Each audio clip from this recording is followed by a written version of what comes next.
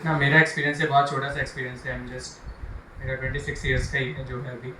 और सो मैं 2017 में ग्रेजुएट हुआ यहाँ से मैकेनिकल इंजीनियरिंग। और फिर यहाँ पे आपको पता होगा कि ह्यूमैनिटीज़ के कोर्सेज हो रहे हैं अभी, आप लोग भी कर रहे होंगे शायद अलग अलग सब्जेक्ट्स में, राइट?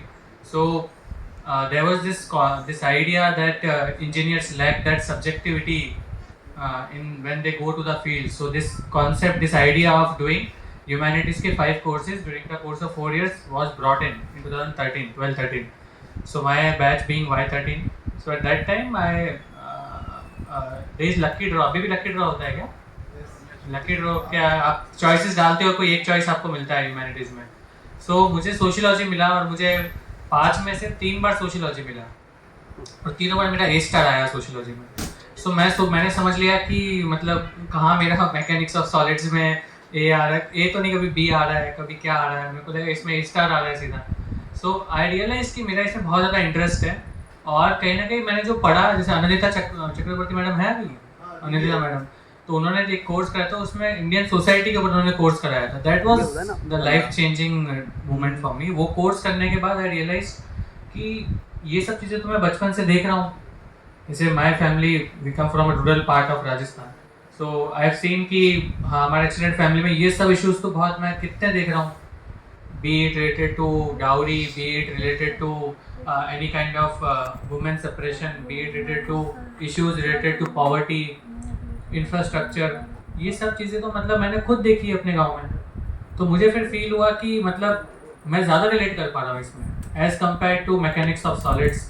ऑल्दो जब मैं कोटा गया था तो ये सोच के गया था कि मित्सुबिशी में जॉब लेंगे, जापान जाएंगे, पर ऐसा कुछ हुआ नहीं, क्योंकि फिर वो माइंडसेट चेंज हो गया। वो एक जब मैंने रियलिटी को हिट किया तो आई थॉट कि I do something in this field only. फिर दो ही ऑप्शन था, इधर you go into sociology, you become a researcher, you go to DU or you go to IGNOU or you become some good professor and you teach students, tell them about your ideas, your research करो आप बाकी sociologist की तरह, या फिर आप civil service में हो। फिर मैंने सिविल सर्विस दिया और सो मैं कोई टॉपर नहीं हूँ, पर मेरा हो गया था पहले बार में एंड मैंने क्रैक किया 2018 में। और तो लकीली बोस्ट करना है क्या, और मैं बोस्ट और इतने ज़्यादा बोस्ट नहीं करना चाहता मैं। फिर so I am like second youngest in my batch. So मेरे you know the Srishti 2019 batch, right? So after her like हम उसमें हमने क्लियर किया और उसके बाद हम लबासना गए, फिर हम लोगों ने ट्रेनिंग ली, फिर मैं डिस्ट्रिक्ट गया, अभी वो फेज चल रहा है। पर only thing that I realise कि ये तो बहुत मेरी जर्नी, मतलब मैम की जर्नी बहुत इंस्पायरिंग है। एक इतना डिसीजन लेना, एक सारे बेड़ियों को तोड़ के आना, वो जो अमिताभ बच्चन जी ने बोला, actually it suits what madam has come out of it. So she realise कि नो ऐसा ये सब मुझे बाहर निकलना है, मुझे अपना खुद का एस्टैब्लिश करना है। For me it was like मेरे पेरेंट्स का ऐसा, उनका ये था कि जो तेरा मन है, मतलब and again that thing is there, girl versus boy वाला, कि लड़के का हमेशा वो रहता है इंडियन सोसाइटी में, जो कि गलत भी है। जनरली उनको इतना फोर्स नहीं किया जाता कि आप यही करो, आप ये मत करो, वो मत करो। उनको बस ये कि कैसे भी जॉब लग जाए, इसका अपना सेट हो जाए, जो कि गलत नोशन भी है, पर ठीक है, धीरे धीरे चेंज हो रहा है, it is changing, although it's very less. So मेरी स्टोरी बहुत सिंपल सी है, लेकिन जो चीज़ मैंने रियलाइज़ करी वो ये थी कि ये सब चीज़ें पॉसिबल। आप सोचो, एक यू टर्न बहुत बड़ा था ये। कहाँ आप मैकेनिकल इंजीनियर हो, आपका कोई लेना देना ही नहीं है, कुछ मतलब ही नहीं है कि पॉलिटी, हिस्ट्री, जियोग्राफी, इकोनॉमिक्स, कोई कहाँ आप कुछ भी नहीं पढ़ते हो, सिर्फ सोशियोलॉजी पढ़ा था मैंने, बाकी तो पूरा 80% यही है। तो एक वो, और सारे बैचमेट्स की जब यहाँ जॉब लग रही है 4th ईयर में, मेरी एसआर ऑयल में मतलब इंटर्नशिप के I was, they offered me also कि आप आ जाओ, पर मैं इतना कंफ्यूज था, बहुत कंफ्यूज था, मतलब मैं डिप्रेशन में चला गया था वो 15-20 दिन। तो क्या करूँ कि मैं इतनी मेहनत करके कोटा में आया, इतना पैसा लगाया पापा ने, वहाँ गया, मैंने मेहनत की, इतनी भागा दौड़ की। कोटा में तो बहुत बुरा हाल हो ही जाता है, काफ़ी लोग आए होंगे, दाल के नाम पे पानी देते हैं। तो इतना ख़राब, मेरी हालत ख़राब हो गई थी यार, मैं 63 kg हो गया था उस समय, मतलब बिल्कुल ऐसा। फिर मेरे को लगता था कि इतनी मेहनत करके यहाँ तक पहुँचा, यहाँ पे आया, यहाँ पे सरकार मेरे ऊपर इतना इन्वेस्ट कर दी है। मुझसे इनफैक्ट इंटरव्यू में पूछा भी, आप IIT कानपुर से हो, आप पे सरकार ने इतना इन्वेस्ट किया है। मैं my head PK Joshi sir board, so sir आज भी कि आप पे इतना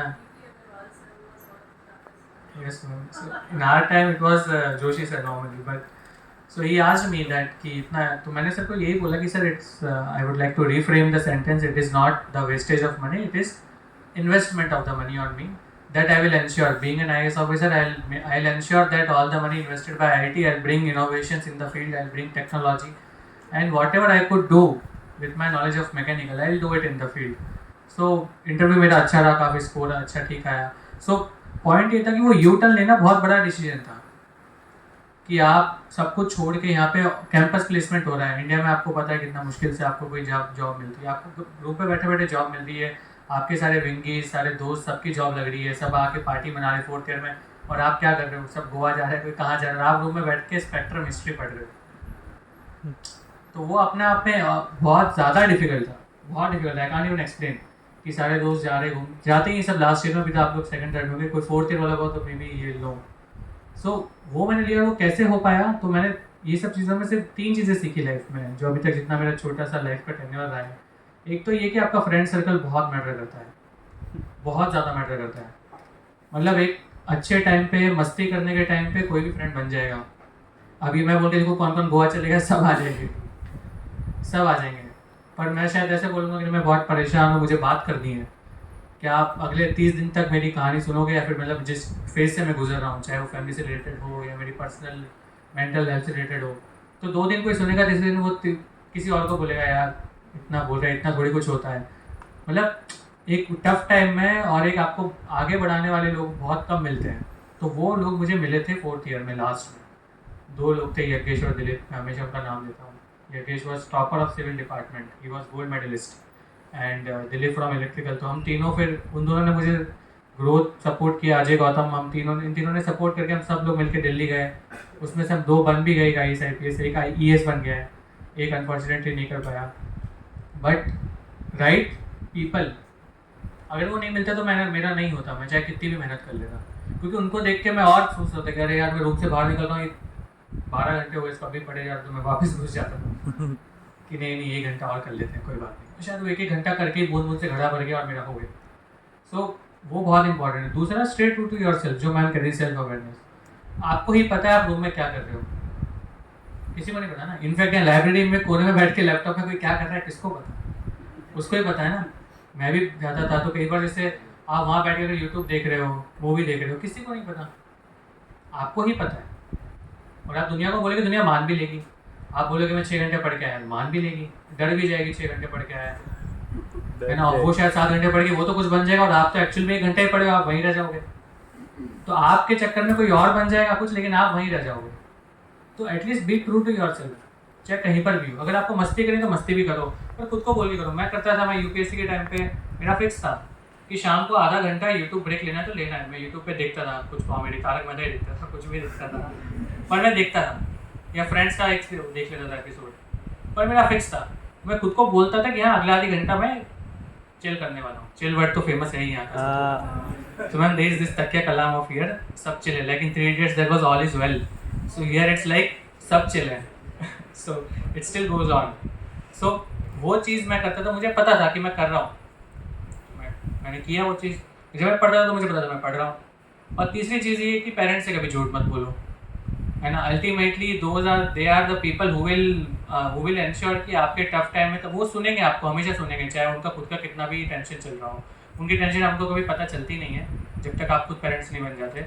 और वो वाली कहावत है ना कि जब तक बेटे को समझ आता है कि पापा ने क्या क्या किया है, तब तक उसका बेटा उसको सुनने लग जाता है कि आपने क्या किया है.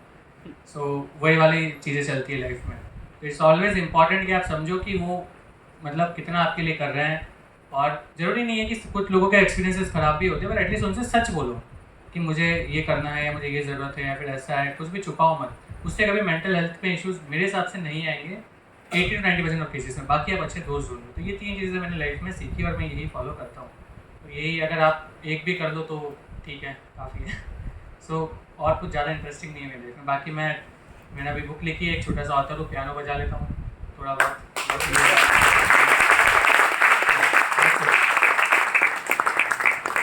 Thank you everyone.